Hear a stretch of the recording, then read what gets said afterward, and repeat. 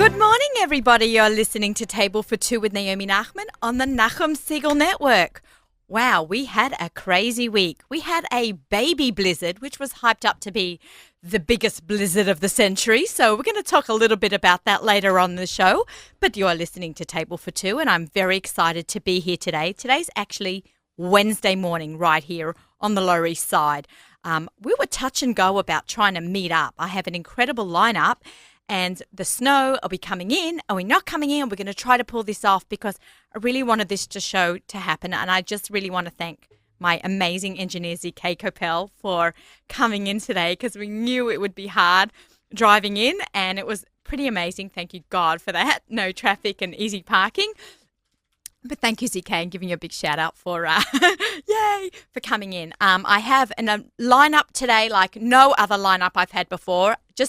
I'm always excited about my shows, as you all know, because I'm uber enthusiastic. But today's show, I have Russell Robinson, CEO of the JNF. If you remember last year, our Tu BiShvat show, he was able to join us over the phone. But I made a pact with him last year that he would join us in the show and we would eat and drink our way through the show. And that's what we're going to have today, a pairing with some great wines. Naomi Ross is joining us, Jewish Cooking Concepts. She's joining us. And, of course, Jay Buxbaum. Woohoo! Royal Wines Marketing and, sommelier extraordinaire. And he's going to be joining us as well today. So we have an action-packed show. So stick around for our Tu BiShvat show. And Naomi will share her wisdom, Jay his wines. And we're going to hear right now from Russell Robinson. Thank you so much for coming in. Thank you very much for having me here, Naomi. As I said last year, with the offer of wine and food. You would come on down. I would come on down, even in the snow. Even in the snow. I know. I was very nervous for yesterday while it was, coming down, but it stopped at a decent time. So just because of your show. I know. Thank you. The power of your network. I know, right? Power of Nachum Siegel Network. That's it. There you go. Thank you, Nachum. Okay. So we have so much to talk about. I just, want to talk a little about the history of the JNF. Most of us are familiar with the Jewish National Fund. As little children, you hear about the tree planting in Israel, but there's so much more to it than that.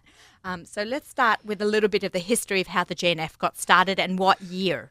So the JNF started in 1901, and the beginning of the Jewish National Fund, and I think marking what today is, and I'll get to that in a second, is so significant because the Jewish National Fund started after 5 years of a Zionist Congress coming together, Theodor Herzl calling the people, Jews from all around the world, and to realize that we had to have a place to call home.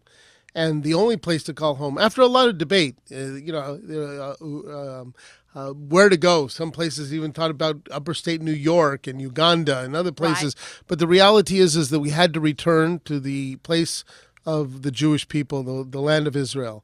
And after 5 years of debating, finally Theodor Herzl got passed of the Zionist Congress that we can keep talking, but we have to have action. And we started the Jewish National Fund to repurchase the land of Israel. Repurchase it, and I always use that word, because we didn't use legal arguments, which we could have, or biblical arguments, which we could have.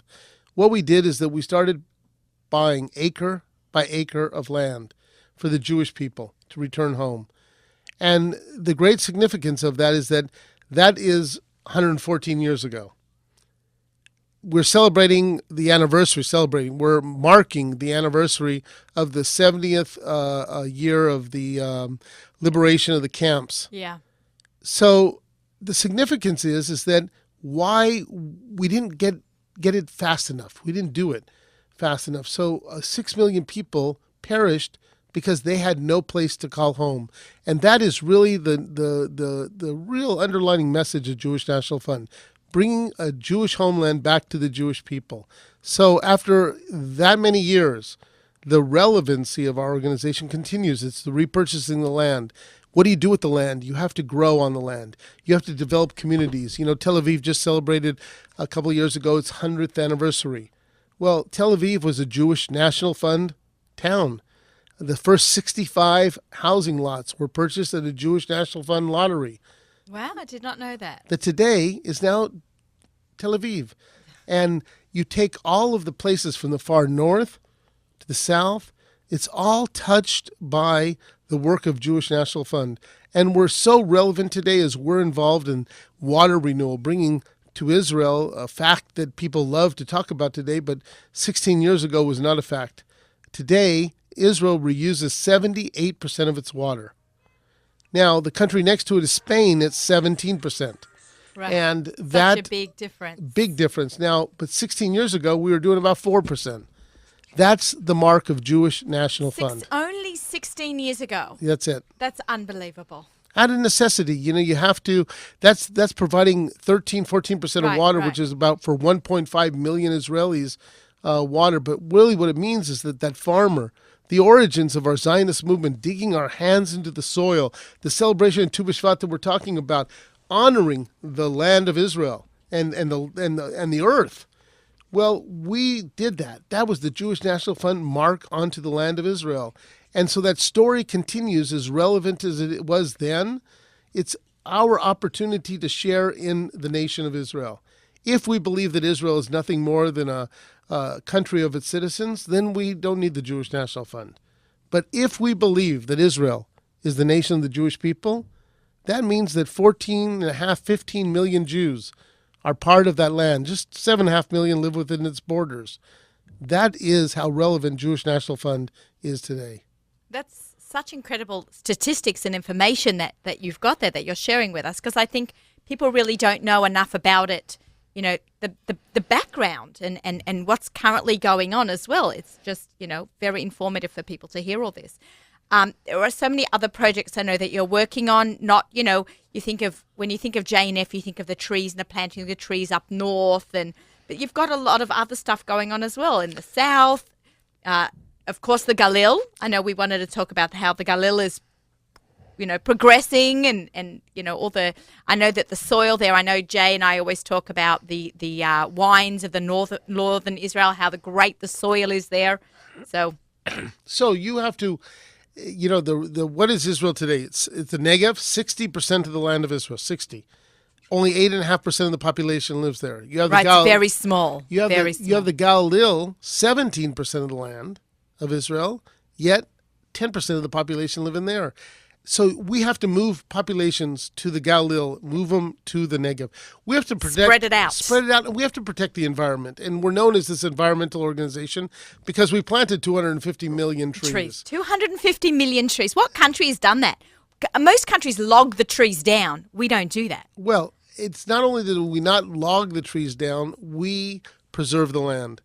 Wherever you're planting a tree, you're preserving a piece of land. You're giving it to nature. You're giving it to the people. It's a tree. People look at all of us. We'll walk through a forest and we don't realize how beautiful it really is, how it's so beneficial to us that we have a place to walk through, to have that opportunity to play and parks and those things. Those are a lot of things we take for granted. That's the work of the Jewish National Fund in Israel as well. But moving 500,000 people to the Negev, where we started 15 years ago, and we've made such progression, building 7 new communities, taking Beersheba from a community losing population 10 years ago to today, the fastest growing city in Israel. How are you doing this? How are you convincing someone from moving from Yerushalayim or one of the small settlements, come to Beersheba, come to the Negev? How does one do that? So you have to examine. That's what the work of the Jewish National Fund does in its real, I think in its work, it's not building a project, it's building a vision. So we understood that we need people to move to Beersheba. But why weren't they? So there was good education. You have Ben Gurion University. Yeah, very good. A lot of American students go study there. That's right. So you had housing because you have plenty of land. You have a movie theater. You have a shopping center. So what are you missing? You have a hospital. You're missing image because you're not going to move someplace where you just don't think it's a place you want to live. So we built a $300 million project, still continuing, a 15-kilometer, 7-mile river park. Taking an old dry riverbed, and it will have water in it in the next 5 years. We have a 22-acre lake that will be opening up in a year. We opened a 13,000-seat amphitheater in Beersheba, the largest entertainment venue in Israel. Abraham's Well, where didn't know that it was there. Maybe you were there, but it's behind a locked fence today. It's a $6 million world-class visitor center. I had no idea, and I've been to Israel so many times. So come to Beersheba. You can actually go to the well. Not only go to the well, we turned it into a visitor center that was just recognized in the New York Times as a place to go to. We did not know that, and we've all been to Israel many times. So I think Abraham's Well is kind of a significant place in our history, Christianity and in Islam and every religion. It's the beginning of monolithic religion. That park that we're building in Beersheba, including the river park, is 3 times the size of Central Park. That has converted the image of Beersheba. That grows to Beersheba. That's unbelievable. And in the north, I never would have thought, to think that a desert is turned into. I guess with Israel, you never know they build farms in deserts and. I'll tell you, for your readers too, every Wednesday we have a departure leaving out of Jerusalem. It's a 1-day trip. They can go onto our website at www.jnf.org. Are you grabbing this, everybody? jnf.org. And go to our, we have a weekly departure every Wednesday. It leaves from Jerusalem. It's a 1-day departure. You're back by the afternoon. Jay's already writing notes. Write it down and sign up for it, and you will be able to see from the Stay Road Indoor Playground that we built. You'll go and see our work in new communities in the Negev. You'll go to Beersheba. You'll see the fantastic work of our work in Beersheba, and you'll be back in Jerusalem by the afternoon, and you get lunch on it. So, we're all about the lunch. All about food. All about the lunch on this show. And in the Galilee, we're told, how do you move populations there? You talk about jobs and opportunity, but did you know that Akko gets 2.5 million visitors? I've been to Akko. But were you 15 minutes outside of Akko, where you have places that are making goat cheese? That you have at least 25 wineries. We're all platzing over here, goat cheese and wine. Okay. Why didn't you bring any? Well, Naomi Rosbor. We'll be eating soon. But go to our website, or the Western Galilee Now website, which we're part of. Yeah, we're going to put that up on the screen, the westgalil.org.il. ZK is going to try to put that up on the screen. Because if you're going to go to Akko, spend a couple more hours. Go to all these small little boutique wineries. Go to these wonderful cheese factories. Go to a place that makes unbelievable breads and foods. And, You're killing me. And so now what does it do? It doesn't even, not only that it gives you an opportunity to taste and to feel the land and the people, but it increases their opportunity for tourism industry, which increases funds, which increases opportunity to hire people. That is the work of Jewish National Fund, the rippling effect of the vision that we have to bring in populations and strengthening them. I'm absolutely speechless, and that doesn't usually happen to me on that show, on my show, or in general. I'm never speechless, but I am completely humbled by what you are talking about and what the JNF has done and continually doing. I had no idea, and I'm sure a lot of our listeners have grabbed their pens and are writing everything down. You can always pick up the show on the archives if they've missed it, and they can hear this show again and get the information. People can also email me if they'd like to get more information. You can email me at naomi@nachumsegal.com. I can direct you straight to the JNF, or you can try the jnf.org as well to try to get a lot of this incredible information. Well, Naomi, so many of your listeners are people who go to Israel so often. Yes. And they're not going to go on a tour bus, and they're not going to go on a tour. They already have family there. They have friends. They know Israel. And that's why our weekly departures on Wednesday is such a great opportunity for them. You will see a part of Israel that I guarantee, let them write to you afterwards, they didn't know existed. Okay. I'm looking forward. And if somebody does go on the tour, and please email me and let me know, because I'd like to be able to share that information with our other listeners and how your experience was. And I'm also going to let Russell know, because I think it's nice to hear how Table for Two can hopefully affect the programs that JNF is impacting on all of us. I'm going to broaden our conversation a little bit with Naomi and Jay, because we have an action-packed hour and I'm trying to fit everything in. I even cut out my intro at the beginning. So I wanted to get straight down to it. So, Russ, you're going to stay there. Naomi and Jay. Hi, guys. How are you? Actually, I forgot that ZK, when I thought we'd be doing some chair shuffling, we've actually got cameras everywhere. So if you are listening to the show, that's amazing and fabulous. But if you want to turn on, and many of our listeners do, become viewers.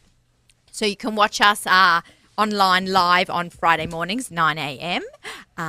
And you can also watch it on the YouTube. ZK puts it up within a couple of hours after this airs on the YouTube channel.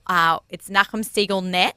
And on YouTube, and you will find all of our shows and any shows that Nachum has done through JM and the AM or any other of our network shows are on there as well. But we have a nice little following, and I want to thank everybody for those who do watch as well, because listening is awesome, but it's an interesting component when we have some people watching us eat and drink our way through this amazing group of people, especially today. I was Stuart Schnee. He's a book PR agent, and he's in touch with me a lot. He does quite a lot of books, and he sent me a copy of Hannah Bracha Siegelbaum's new book. He said, are you doing a Tu BiShvat show? And I said, absolutely. And he goes, I'm overnighting you this book. Can we get this on the camera?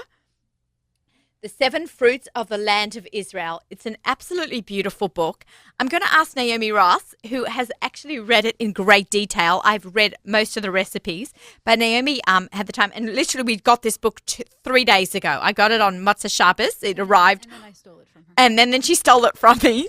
So Naomi has read it in depth. So I just want to talk to you a little about this Hannah Bracha Siegelbaum's book, because it was really amazing. And everyone here, like Russell and Jay, both took a look through it. It seems so impressive. I was just totally touched and blown away by the book, mostly because it's something that I don't believe has been achieved so much in the history of like cookbooks, that kind of thing. What she's done is very unique and dear to my heart, in that she's managed to synthesize all the different both ideas about the Shivat Haminim, the 7 species. She's managed to synthesize it with spiritual ideas, Kabbalistic ideas, and in a very holistic way. She brings in medicinal facts and practical tips of how to make use of the Shivat Haminim. And then she has her recipes, which are lovely. Right, I'm just holding the book up to the camera. There's a lot of artistry in the book. There's some nice photographs. She even has a step-by-step of how to use fresh grape leaves. How to roll them and everything. Yeah, I thought that was really cool. She did a beautiful job on it. In fact, I was in Florida last week. That's why the show was on hiatus, and I was standing in a restaurant because it was super crowded, and behind me in line was a girl from Chicago, and we were chatting, and because I love to chat to everyone in restaurants, and she was saying her sister had just done the artwork for this new book that's about to come out. So, oh, great, I'm sure I'll see it on the bookshelves. And then, like, literally 2 days later, I get this email from Stuart Schnee that this was the book that she was talking about, that this lovely lady Rena was talking about. So it's got some, it's actually, besides pictures, it's got artistry. I'm going to hold it up, but she's an artist, and she painted a lot of the artwork. Actually, there's right over there, where your hand was. You see that? I'm going to hold this up. So in between every section, the book is divided into sections based on each different each different species, grape, pomegranate, that kind of thing, and they actually do something lovely, which is what you just showed, that artwork. It gives a quote and begins the section, but also they have a profile of a personality of what that species is. So she has outlined what the characteristics are of each of those species, and then she has a profile of who am I as that species, and she has a beautiful poetic prose kind of thing in between each of those sections that sort of sums up, like, if I as a grape were a person, this is who I would be, kind of thing. So, it's unreal. I'm a pomegranate. Yeah, sounds very early 70s. Yeah, it's a little hippie-ish. It was written in Bat Ayin. Late 60s, it's right out of Bat Ayin, which is a little bit more hippie-ish a little to bit. say. Yeah. It's almost like a sefer and a cookbook all rolled up into one, which is very nice, very unique. So I think you can get it on Amazon, or check your local bookstores. It's literally coming out any day now. What's the name of it again? It is called The Seven Fruits of the Land of Israel with Their Mystical and Medicinal Properties by Hannah Bracha Siegelbaum, Seigelbaum. There you go. I'm holding it up for those who are watching. So I just a little bit of a shout out to that book being on the Tu BiShvat. You are listening to Table for Two with Naomi Nachman on the Nachum Siegel Network. Our show is sponsored by Abels and Hyman. We taste better. Okay, Naomi, thanks again for that little intro about the book. Thank you for sharing it and letting me steal it from you. I'm stealing it back now because we've got a couple of days to Tu BiShvat. Now I can educate myself as well as having you in now to educate us all. I was already reading up for Tu BiShvat. I have another book. If anybody, I don't know if anyone's seen it or not. It's called A Person is Like a Tree. It's a source book for Tu BiShvat. Also, I'm going to hold this up as well. This really is a sefer, though. It's by Yitzhak Buxbaum. Yeah. Is he some sort of? Kidding me? Do you know that is it a cousin of a Buxbaum? No, but I'll take credit. Okay, but it's spelled B-U-X. Yes, no, I'm B-U-C-H-S, but I'll take credit. Okay. I think I've been reading this book on and off since last Tu BiShvat, and I think that it has definitely opened my eyes to a much larger, richer holiday that I think I didn't so much have an appreciation of as much as I do now. I think Tu BiShvat's kind of like, sometimes it happens in winter break out here in New York and, gets brushed aside. You don't learn about it in school. Hasn't become such a focal point in our education, which is so sad. You know what's interesting also, I find that... Jay? Oh, I'm sorry, go ahead. That's okay. My son-in-law is Sephardic. Okay, they probably do more stuff They go than us. nuts with Tu BiShvat. Right. They have Siddurim and they have all kinds of stuff going on, especially this Shabbos. I mean, really, they have all kinds of stuff going on. And it's a shame, or I shouldn't say it's a shame, it's exciting that we're on the cusp of that. They're gonna teach us that. a little bit behind. Yeah, we're a little bit behind, but it's really a wonderful time. Well, I think that it's one of the, Naomi talks about it. I think it's one of the great losses. Tu BiShvat was greater. I don't think we're teaching it. I think we gave away. I one time made a speech that if you celebrate Earth Day, you're being anti-Jewish. Because every day's Earth Day? No, because we began Earth Day. With Tu Earth Day BiShvat? began with Tu BiShvat. That's what it's all about. I thought it began with Bereshit. Okay, no, but Earth Day. No, there's meaning no other celebration people. of the land. No other people have a new year for the soul, and a new year for the earth. Right? No, it's so Beautiful. true. So beautiful.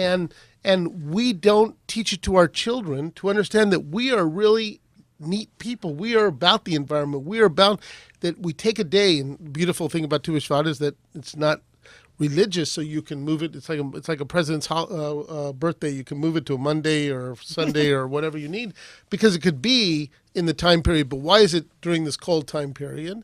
It's right when, and now go outside on Tu BiShvat and go in the deep cold. Like outside right now. And you will see that the trees are starting to bud.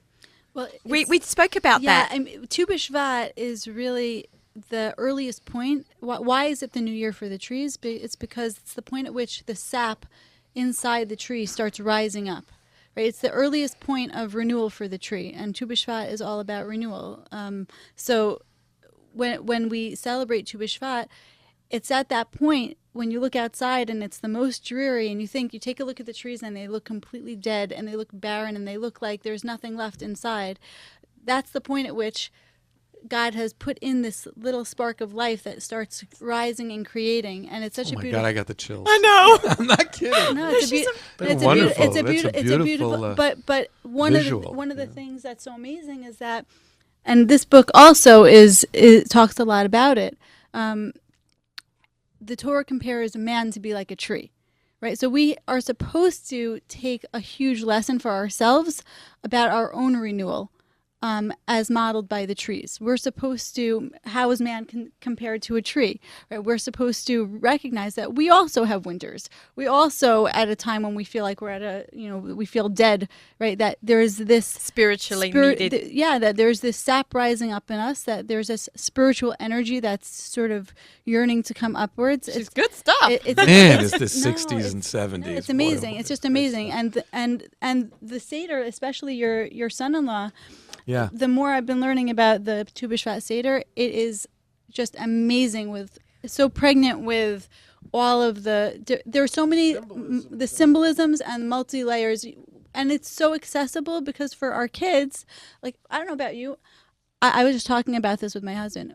When my husband went to Hebrew school, and when I went to a day school, Tu BiShvat came, and we were handed a piece of dried out buxer. Right. And I agree. You could shake with it or something. I you thought know? you could. I Or there thought- was some fruit platters. I thought, Or little okay, fruit platters. Or but nuts that nothing- nobody ever wanted because Right. you couldn't get to the core of it. You know? Right. I thought, well, I know it's the New Year for the trees, but I didn't know we were supposed to chew on one.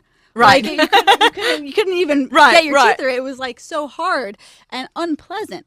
And the whole idea of the Tu BiShvat Seder is to make it very pleasant for us. See, I think that's the issue.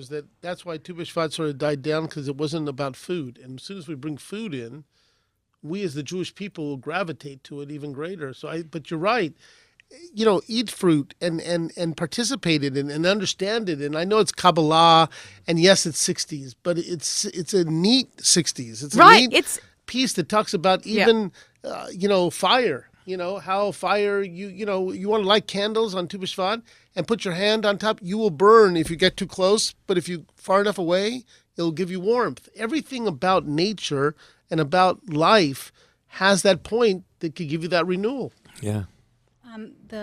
It's for my kids, right? My kids are young, but now they're getting a little older. I'm able to bring more of this kind of thing into. I always try to do something for Tu BiShvat. Yeah, I think it's so important. At for home, us, I try yeah. because And buy a tree at like- J&F. Of course. I have pictures. I want you to know. I just found of me as a 7-year-old planting my JNF tree when in when in Israel, Australia. in Israel. In Israel. So we do it in Australia through By the the way, JNF. we have your water bill.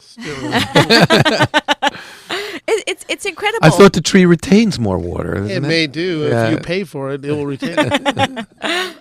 You know, now that I always felt like because the schools, I'm not saying that they're not doing their job, but Or not. Russell don't will make- say they it. don't- they don't make a huge deal about it. Especially if it was at a point a few years ago that one of my kids' schools, they sent the kids home. You know, the women's league or whoever took care of the Tu BiShvat treat, and they came home with a fruit roll up. Oh And no, the- that's and I so said, sad. the bracha for a fruit roll up is shahakol, Not right? ha'etz. It is not ha'etz, which means this is not a fruit. I'm That glad it was means at least that on their that's a radar. that's Like a lot of times, Tu BiShvat is really So at that point, I tried to adopt something fun for the kids to do every year. I wish I could say that they were, you know, that I was able to make a beautiful Tu BiShvat Seder for them at that point. But you have to do for every age what's What's appropriate. accessible and what's appropriate. One year we did like a Tu BiShvat Jeopardy, and that way at least it was a little educational. One year we did a Tu BiShvat Bingo. But once you bring in the fruits and you make beautiful platters, the kids get into it. and the meanings behind everything. Right. Why? What are the Sheva Minim? People that gets lost. Well- I don't even think I know all the. We I know have- grapes. I know Geffen. Yeah. Maybe we should. I have start- to tell you, let's we're gonna start popping start with- that corks. Okay, we're gonna start one. But let's just finish. Russell, one? finish your thought No, there. I just want to tell people that we do have on our website, but we go through hundreds of schools in the United States bringing Tu BiShvat to the children. And I think it's what Naomi is saying. You know, it's so important.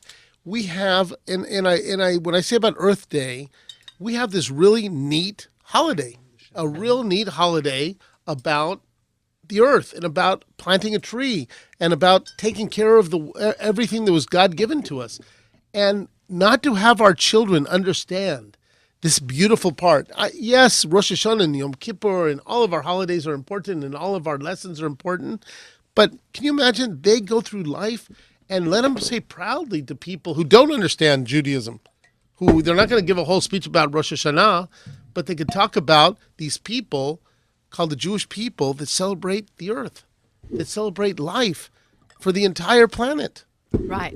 It's really it's gotten a little bit lost, and now as we've become foodies and just in general more educated about besides the food and everything, you know, about spirituality and people are learning more And wine. and what of course Because there's a whole wine. Tu BiShvat piece on the wine that takes Okay, you and- from the colors. yes, And- that's and- So right. Naomi, and- you could tell us the Okay. colors That's true. as we go through. That's you. Okay. I wanted to tell Russell and that. and Russ and Jay, I didn't officially say hi. Hi, Thank how you are for you? coming. I wanted Jay's to tell probably Hi, how Russell are you? that- Let's Don't move bother on. him. As long as I have the wine, I'm welcome. Oh, know? you know that To me. Jay is like number one most appeared guest on the Nachum Siegel But I Network. have to tell you that I don't know. Probably Russell is aware of this, but Here's ZK. more ZK, and you more, drinking up, mate. even in the Negev, which in the rest of the traditional world of wine growing, very hot desert areas do not grow grapes. There is one exception in the entire world where that is not true. In You Israel. know where that is? That's in Israel. Of course. The Yatir And not only forest, that, the Yatir forest Mitzpeh is Ramon. considered one of the best, if not the best, wine out of Israel. And by some critics, they just got a 91 in the Wine Are Enthusiast. they going to be there on next week? Yes. By Yes. some critics, it's considered one of the best wines in the world. By the way, in the Yatir forest is the only hand-planted desert forest in the world. It's And what's unbelievable. interesting about Amazing. Negev, Make the desert bloom. Right, they What's make the interesting desert about bloom. the Negev- only in Israel, only Jews. a lot of people don't know this, is that at night, and this is great for the grapes, it's very cold. It's freezing. It could get below freezing. Absolutely. The Mitzpeh Ramon, which is in the crater, the Grand Canyon of Israel. If you haven't been there, you have to go there. I haven't been there in 25 Oh, years. my. My husband's never been further south than Beersheba. So you have to go. And in Mitzpeh Ramon, in a place that you have 110 degrees in the summer, and it goes down to 55 degrees at night, and it grows these wonderful grapes that are making some great wines. So you have Yatir, and down in the Negev, go. And it's when Jay, you say have you about the been there? One of the most wonderful wines and very inexpensive is a Barkan Pinot Noir. Oh, we've had Barkan. And that Barkan Pinot Noir, there's a chain called Wegmans. You've heard of it? Not a kosher chain. They do have some kosher foods in some kosher areas. We introduced it to them on Passover a couple of years ago, on Pesach a couple of years ago. It's their best-selling imported Pinot Noir. It's And it comes from the Negev, and people are going, what? But that's what the wonderfulness about the JNF is, and the wonderfulness of the land of Israel. If you are The wine that you're tasting yeah, now what are we drinking here, we haven't Jay? tasted it yet. is 100% pomegranate wine. So this is shahakol? Is this This a is shahakol wine? It is one of the seven. It was one of the seven, is. right? Would you tell us a little bit about pomegranate and So- how it? So you know. there's, there's a few different pieces, by the way, on Tu BiShvat.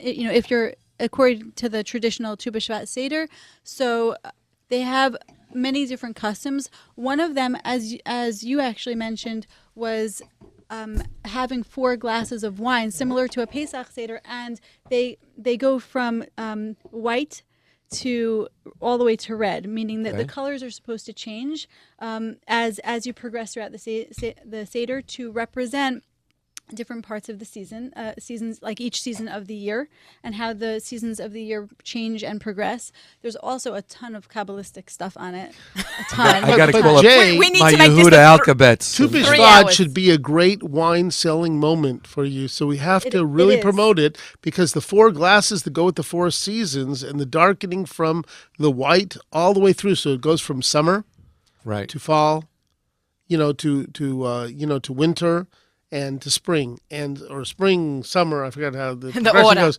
And spring, summer. So you're progressing fall. all the way down Fall and to winter. the darkness of winter, but then it comes right back to that white wine. So, Jay, we have to promote Tu BiShvat for Definitely. the adult I drinkers. will as well. tell everybody there are 6 wines that I brought. I'll just briefly tell you about each one. Should we so taste that this one? Sure. Amen. There you go. Okay.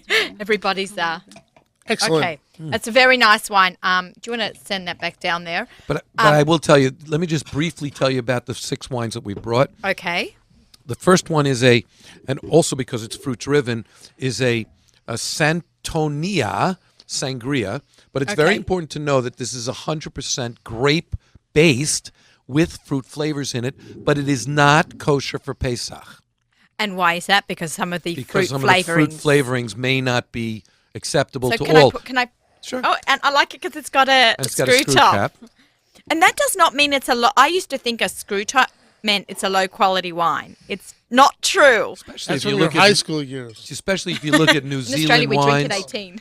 New Zealand wine, Australian wines now, some of the laws in those countries are requiring that for certain This- wines it has to be in a screw Well, cap. plenty of clear glasses, and I have another case of glasses. Just a little shout out to Royal Wines. KFWE Kosher Food and Wine Expo 2015 is about 2 weeks away at this point. These are the glasses from last year. So thank you to Royal Wines and for. you know, it's great because put your nose into this like we've showed you before. and smell it. And oh, smell, this and you is don't lovely. get just the wine. You Here's actually EK. get the fruit. Give to Adam afterwards. I didn't answer your question about pomegranate. Oh yes, we Yeah, must tell get us back more to about that. the pomegranate. So we know that in addition to the wines, it's also a very big tradition to have the 7 species, as we mentioned, Yeah. which are grapes, pomegranates, figs, dates, olives, wheat, and barley. But specifically, it's a big thing to have fruits on Tu BiShvat. So the 5 of the 5 fruits of those species include pomegranate, and each of the fruits have a huge amount of significance. Pomegranates, we know, are all of these species are mentioned in the Bible, right, as special to the land, and they all have a lot of holiness to them. A pomegranate, they compare the seeds of a pomegranate to the mitzvot of a person. So, it just as you see inside of a pomegranate, each little seed is its own self-contained, compartmentalized little package, right? And Correct. and the whole thing is edible. So that has a lot of significance because, as we all know, we as people are not all good or all bad. We have lots of different parts of us. Lots of components. We have lots of components. We have we have lots of mitzvahs. We have things we don't always do in the right way either. But we try our best to be full like a Rimon. That's what we say on Rosh Hashanah. On Rosh Hashanah, right? Exactly. There's quite a lot of tie-ins as well. Yes. I guess it's all about the new year, right? Either soul or Also, tree. you'll notice also with there's a lot of significance as to the attributes of the fruit, whether it has a peel, whether it does that's edible, that's inedible, whether it has a pit, whether it doesn't have a pit, and all of those are representative of basically different levels of closeness, getting closeness to God. It's pretty significant. Naomi cooks everything just so, doesn't she, She's Jay? the She's the Like, best. Wow.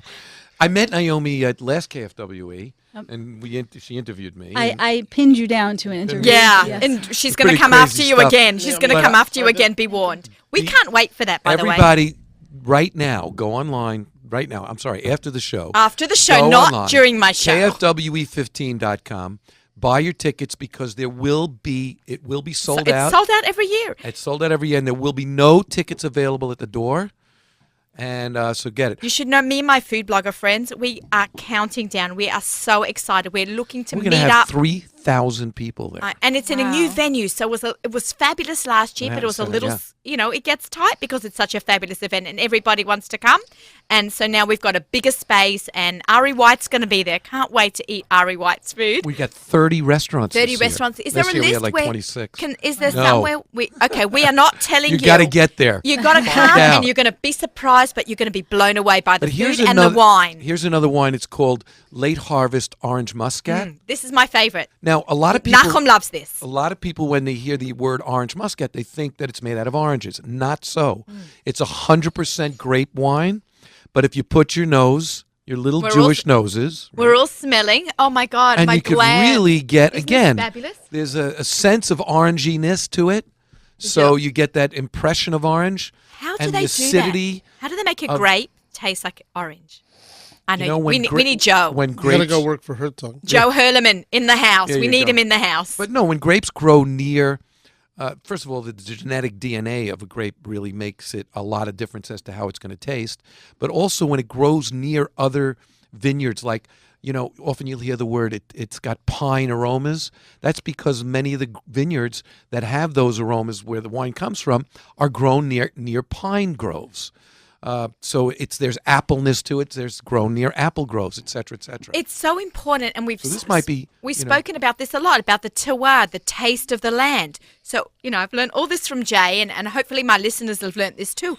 That it depends on where the grapes are grown. It's going to affect how the grapes taste. So important to note that this wine is in fact a wine. It is a Borei Priagafen. Yeah, this and is. It can be used. It should be used. Can be used for Shabbat. The sangria that we tasted, although is a Borei Priagafen, cannot be used for Pesach. And the 3 Morad wines, and I'll mention the other 2. I don't know if we'll get to them. Is a lychee wine. Oh, Love it. Why And wouldn't the- we get to it? And Yeah. there you go. 'Cause we've And got a passion 20 fruit minutes. wine So and a passion fruit He's wine. like, get them cracked open. Those are also kosher for Pesach, but not acceptable for Borei Pri Hagafen. They are 100% fruit and 100% made in Israel from the fruits that are grown there. Back to the Tu BiShvat concept. Jay, And I want to finally- get Gershon on the show. Okay, and finally is something for everybody. You know, people who can't drink wine or kids that want to feel like they're participating. For little Leora Nachman, who's 7 and would There you like to go. drink her parents' wine. Non-alcoholic sparkling peach grape juice. It's 100% grape juice, so it is a Borei Pri Hagafen. It's 100% kosher for Pesach. But zero alcohol. Zero alcohol, and great for, and it's got natural peach flavors in it. So you got again the fruits of the season. You make a very good point, because it's very important on Tu BiShvat to have the Shivat Haminim, to have the 7 species, but it's also important to have other fruits. It's very encouraged to have all different kinds of fruits that you can make a Borei Pri Ha'etz on. And one of the reasons I was sort of irked, as I mentioned, about the fruit roll-up story was because one of the biggest points of a Tu BiShvat Seder is to be able to make blessings. It's to be able to make a Borei Pri Ha'etz and have other people say amen to your bracha. Oh, that's very nice. Very good point. And so that's like an integral part of it. The whole idea is bringing awareness to us to have appreciation for what we have. Let's actually I get... got a great idea. Everybody has something to say. great idea. Okay, You had the wait. First Seder. Jay, then Russell, then You have me. the Seder, right? I didn't even think of this when I did this, when I brought the 6 wines. But you have a Seder. You can have 6 different fruits and nuts and whatever, and have a wine with each one. Exactly. Well, you have your 4 matchup. wines, so you could Right. do the Yeah. pairing for Okay, 4 different ones. Russell, I you're think up next. No. I think that what Naomi is saying is, again, how wonderful this holiday is, and how it has all of these interpretations and involvements and interactions, and for us not to be celebrating Tu BiShvat everywhere. That's why when I said Earth Day, it's not it was a joke, but the joke was, why would we give my up this gosh. wonderful The smell of this. wonderful symbol, this wonderful involvement of the Jewish people, and not celebrate this? It's so just wonderful. And I will just tell you that, because Jay talked about all the wineries in Israel, we have every year a food and wine mission to Israel. Oh, I so want to go on that. So Naomi and I are coming. I will tell you, the problem is that we only take 32 people. Okay, when Because is it? When is it's it? going this March, and you can find it on jnf.org. But here's the problem: it sells out very quickly. I can imagine. And we go to the finest chefs in Israel. Why with 32 people? Because you're going into their kitchen and you're cooking in their kitchen. So you can't do that with 95, 150 people. And these 32 people go around every day that they're, the bus driver doesn't drink, and I think that's the only one. And I don't know if he does or not. Maybe you should Thank with the goodness traffic for in that. Israel the way it is. I will tell you that Won't make a difference. They asked me one year I was going to be in Israel. They said, would you speak to the group? I showed up at 8 o'clock at night. It was a worthless speech because Everyone was... I could have said anything. They said, yes, let's go. I mean, let's drink some more. Jay, we would love that. But people who have never been to Israel go on this trip, Yeah. and they taste and drink Israel and see that this wonderful country that people sometimes look at as, well, Israel, it's kind of a desert, dirty, it doesn't have good food. It has the greatest food. Greatest food. Greatest The food, Israeli greatest one. food, the Israeli cookbooks are coming out now, are the most popular. Russell, I know that you're a teetotaler, but Not in me. this case, I'm kidding. But in this case, I'd like you to give us your opinion on this next wine, which is also Wait. from Morad. Wait, I mixed up my glasses. It's I a can do it by smell it's because a this is passion so fruit. passion fruit. I want to try the lychee one because I like passion lychee. fruit also. wine. I I'd didn't like get that I'd one. like to get Oh, your let's give Naomi some, and Naomi after that, after this is explained, Naomi's is going to do our What's for Dinner segment, sponsored by our friends at Gourmet Glatt. Thank you, Gourmet Glatt, for sponsoring our segment. And as we talk about an easy recipe, Naomi will be sharing that right after this. Okay, we're doing a little bit of cleaning glass. Russell is not only the CEO of the JNF, but he's a professional wine pourer here see at the that. I Nachum learned Siegel from Jay. Network. He's going to take He over. learned from Jay Buxbaum. Oh, okay. wow, that really smells like Is that. that amazing? Have you not? This is one of my favorite wines. It's quite, even though it's shahakol, it's Shahakol. quite strong in alcohol percentage, right? It's actually. 13.5%. Yeah, that's right. It's not nothing. That's It's really not good. nothing. It's not a Moscato, which is 5%. This is a I learned real. to swish and breathe. We'll do it with 5 S's. You know another that? Did he time. teach you that? Yeah. We've done this many times. Switching and breathing. I mean, The five, 5 S's. S's. Right. I don't think I could name them now because I've had like a little bit of this. But Naomi, why don't we talk you about wanted what also you have? go ahead. And then while I she's really want to doing try I'll that open one. up I've the never had the lychee. lychee one. All right. I'm upset. I do want to just mention that in addition, there are, as I mentioned, the 4 wines, the Shivat Haminim. There are a few different segments and traditions, customs that people do at the Tu BiShvat Seder. And the reason for the big emphasis on eating the Shivat Haminim is because it develops the connection with the land of Israel. That's what it's about.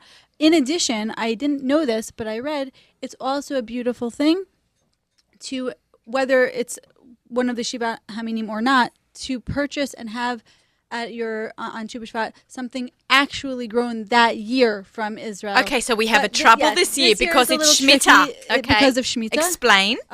This is the 7th year sabbatical year where we don't harvest the fruits that have been grown while the land is supposed It's to be. Shabbos for the land. It's Shabbos we for the take land. care of everything. Right. So you're actually there are many laws about what you can and cannot consume this year.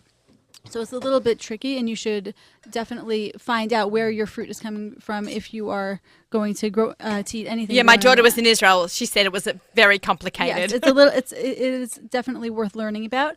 And in addition, but generally speaking, that is also an important tradition if you're living outside of the land of Israel to partake of something that has grown in Israel.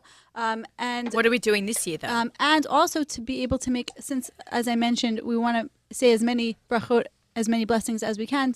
If you can find a new fruit. We do that. We do that Shechianu just as well. like just like we do it on Rosh Hashanah. So it's a Rosh Hashanah for the trees. If you can find a new fruit to make a shechianu one, all the better. Gourmet Glat's going to have amazing Yes. stuff out there. So And also to speak words of Torah about all of these different ideas and things. So all of those fit in. I wanna Naomi, when are we mention- going to get to eat your stuff? Okay, I just want to Yeah, do Naomi, one thing. you have, like, Wait, food hold there. on, guys. One thing that I think it's really important. We've spoken about Tu BiShvat. Everybody knows it's Wednesday, the day after the baby blizzard.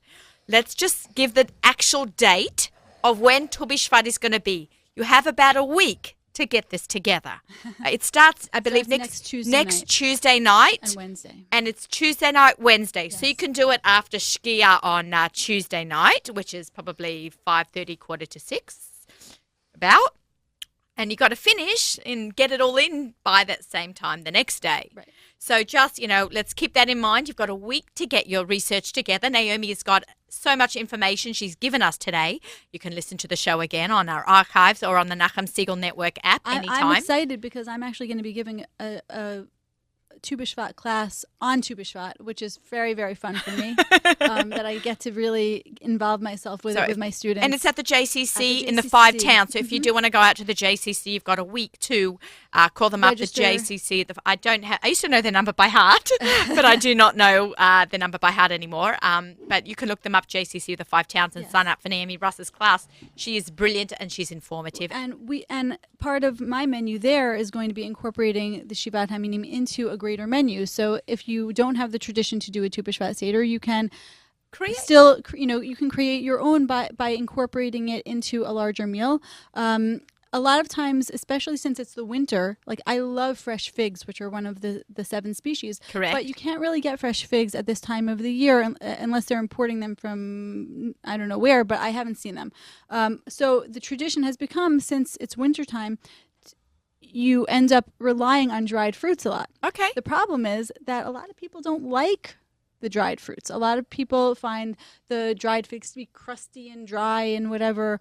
Or, for example, dates also get mixed reviews. So what I like to try to do is to incorporate them into recipes and menus that Great. really, really highlight them, make them delicious for people, make them more enjoyable for people. I brought one little sample today as a way of showing what you can do and how you serve it to make it a little bit more appealing for those who are not huge date lovers. Oh, this is going to be good. I already So, know this. I already said I'm always about the goat cheese. What's the bracha? So the bracha is ha'etz for date, and we're using today medjool dates, which are really the most wonderful ones are out of the Jordan Valley.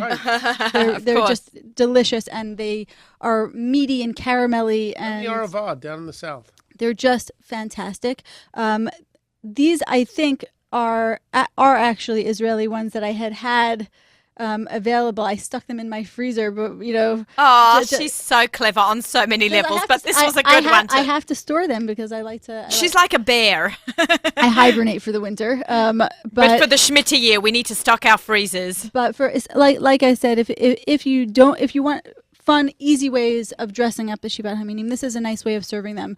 It's super simple. It literally is a 5-minute recipe. You basically make a mix of goat cheese, maybe some cream cheese, cinnamon, honey, and just make the mixture and split open the dates, remove the big pit in the center, stuff them in, and then you top it with either a pecan or an almond and bake it really only for, say, 5-6 minutes just to warm the cheeses inside. And melt it a little bit. Melt it a little, get the flavor, the aroma is going. At 350 uncovered? Uncovered for 5 or 6 minutes, and also toasts the nut, which brings out the natural oils delicious. and aroma.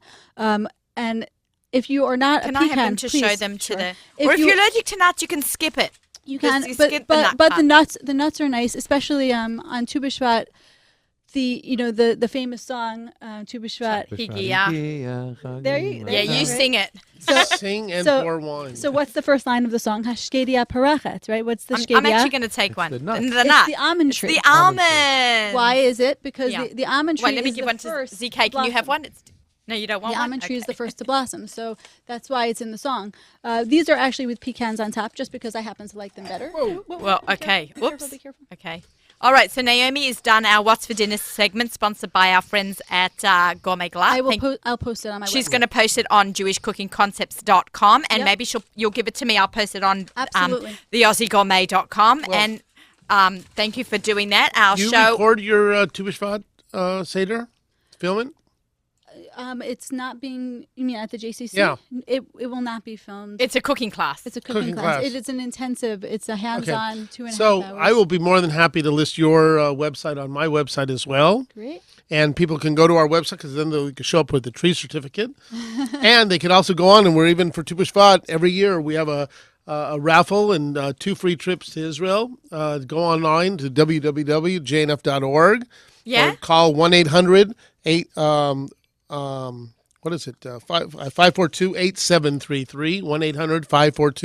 1-800-542-8733. Order your trees. Register for the raffle. Go to Israel. That's fantastic. Thank you. We're going to do that Yeah, too. I'm- This is delicious. Okay. you. You are listening You want to. one? You are listening to Table for Two No. with Naomi Nachman on the Nachum Siegel Network. Our show is sponsored by Abels and Hyman. Okay. This looks amazing. I'm going to try this. The cheese sort of cuts the richness of the date because Appropriate.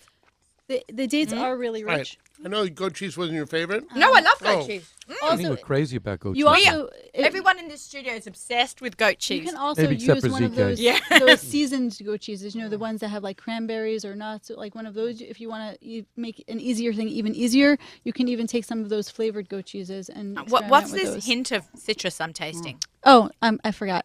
Sorry, secret ingredient. Oh. I held out on you. Orange zest. Oh, okay. Now I'm going to try that with my for you. orange wine. I have the orange muscat here. Yeah, I'm smelling the orange muscat. And I'm going to just have a swig of it after I've had this delicious bite. Okay, there was silence there because this is a beautiful pairing. Well, The that goes orange well. muscat with the date. That goes very That's- nicely. We're having the lychee over here, which also Okay, goes I'm going to great try with this. that. Okay, I just want to give The one more. lychee goes very well with it. Yeah, really. That does work nicely, too. Yeah. That works very nice. I'm going to try the lychee now. I'm not sure because I didn't have enough of the date, so I want to try it. There's a whole tray. No, I just This is amazing. I want to make sure. You have goes to be together, sure. Make right. as my father, may he rest in peace, used to say, I have to make sure it's not poison, And my mum says that too. as he would steal everything. You know, I really like what the what is it? It's not a walnut. Pecan. Pecan does. Also, I really love like it. crunch. I Yeah. love texture in my food. I do that a lot. you need the textural contrast because the dates are very chewy. The cheese filling is very creamy, so you need the textural contrasts. Great. All your local supermarkets have these products. I know Gourmet Glatt always has dates. They're going to have a nice selection out I want to I want to mention also, by the way, about the figs. If you are a non-lover of dried figs, if you happen to not like to eat them just as is, also some very nice things you can do with them are poaching them in red wine, and then you can make it like a crostini with more goat cheese, right? With more or ricotta. If you don't like Or that, ricotta. make a crostini with Yes. ricotta and put on this. Absolutely. I actually did last year. I don't know if you remember, Jack. After we had our interview with Russell, we actually had a Tu BiShvat seder. I'm going to repost all those recipes on the AussieGourmet.com, and we're going to have those. I'm going to have some of these recipes up there along with Naomi. So to give you some ideas, some fabulous ideas for this, it's. I love it when the whole family can get involved. Maybe this Sunday, prepare with the kids, go through the Sheva Minim, ask them what they want. Get some ideas from the family. You say, okay, we're going to have dried figs, and the kids are going to roll their eyes. But you tell them different ideas that you can come up with. You can also sort of surprise them a little bit. One of the recipes we're going to be making in the Tu BiShvat class is a veal roast with figs and Moscato. There you go. Oh, there So you go. once they're Royal cooked wine. with meat and wine, it's all good. By the way, that Moscato, the Bartonura All Moscato, about the is wine. everywhere. And the meat. And the meat. Thank God. That is like exploded into every single Everywhere. market. I've seen some 10-year ads in the hip hop world Yeah. on YouTube recently. It's unbelievable what Moscato has just broken open everything. Or records, right? They say it's the most popular selling wine in the US or something. For, The Bartonura. of that category. Out of the blue, right? Out of the blue. It's very nice. I was driving in the country somewhere, in Florida, like in the middle of nowhere or something, and they had a Bartonura sign. So I was like, I'm like, yay, Royal Wines. The blue bottle. The blue bottles. Blue bottle. The blue bottle. Yeah. See, blue and white Israel. That's why. That's where to go. That's the way we go. Woo! Looks like a Jane F. Bottle. Tzedakah Blue and box. white. There you go. Yeah, there you go. Blue You- and you that can- you J can and F also Tzedakah box. Okay, change- we'll come oh, back I'm to sorry, that. I'm No, go ahead. You go, and then we'll come back You to that. made you the can you, dates. you can also change up if you need to take a break from sweet, right? Don't forget about our much forgotten about olives, right? Which are Olives. also yeah. one of Yeah, the Shivat I Hanim. love olive oil. You know, it's not from Israel, but I just want to give a shout out to Breezy Beckerman. She just went to Rome and she went to a kosher wine vineyard there and an olive press. Sierra de Seta. Yeah, and she bought me back olive oil. Oh, really? Yeah, she bought me back It a must bottle. be so It looks fruity. like Must be it so looks fruity. like a bottle of wine, but it's a bottle of olive oil. Am I allowed to use that as one of my Sheva Minim, even though it's not from You know Israel? what? You can't make the bracha ha'etz on it. However, that is olive and olive oil the same way wine and grapes are connected, right? From a good pressing, and you can make the bracha on something else and then have olive oil on the table. Or if you wanted, and this is just another idea, if you want to Dipping. make it like fun and a little gourmet, Of course. change it up a little Family of foodies. That's my hashtag. You could actually wash and make a motzi and get your chita, your wheat in by having a crostini party, right? And then you can make an olive tapenade, right? Or dip it in olive oil. I want to just say what a Drizzle crostini olive is. oil. Let's talk about a crostini because not all of our listeners know what a crostini is. Crostini is basically a baguette bread that you slice on an angle on a bias and then you put on a cookie sheet Bias, with that's a big parchment paper and you put it in the oven at like 350 to 400 and just toast it for a couple of minutes. It should not be brown like toast. It should turn it crusty and crispy, but still white. And that's what crostini is. And you quite often see especially because tapenade with that. You're putting something wet on top, so it has to Be be firm. enough to not get soggy. But not burnt or brown. Right. You're not putting jam on it, remember? See, a fig jam. You can do You a can fig do jam. jams. Yeah, but the fig and ricotta or the fig and goat cheese, like you said, is a fantastic pairing. Oh, you're killing me the here. Tapenade with some, roasted baby tomatoes are, like grape tomatoes, that kind of thing. They're not a fruit, but they taste like a fruit. Yeah. Something There like is that. so much that There's we a can lot you do. And and go make it onto fun. Naomi's website, go onto the AussieGourmet.com. There's tons of recipes. Go to your favorite blog. There's going to be tons of stuff that's going on. We have so many great blogs going out, but I don't want to mention one. I don't want to talk about so many of them because I could go on for half an hour just listing all the blogs. There's just jnf.org. You can go in on their website to hear about the culinary tours, the Bear Sheva tour, the what have I missed? The weekly gift departure, certificates. Just or make a just- donation. Just make a Abraham's donation. well. support Abraham's Well. Abraham's Well, and go on to Royal Wines. Make sure you get your tickets. This has been an unbelievable hour. We could actually probably do a second hour, but Miriam would kill me because we're almost out of time. I really want to thank ZK again for coming in today.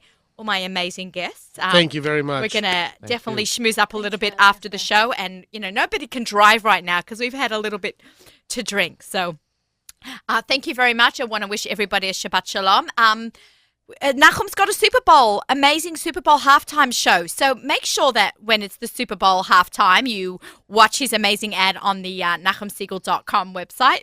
It's pretty funny. Last year's was hilarious. They had hundreds and hundreds, maybe 1 million views. It was unbelievable. So make sure you watch that. You are listening to A Table for Two with Naomi Nachman on the Nachum Siegel Network. Also heard on Arutz Sheva English Radio. Our show is sponsored by Abels and Hyman. And stay listening for music, but sponsored, a lot of sponsorships today, by our friends at Royal Wines. All the way up to Lichbenching today. Have a Shabbat Shalom. Take care. Bye.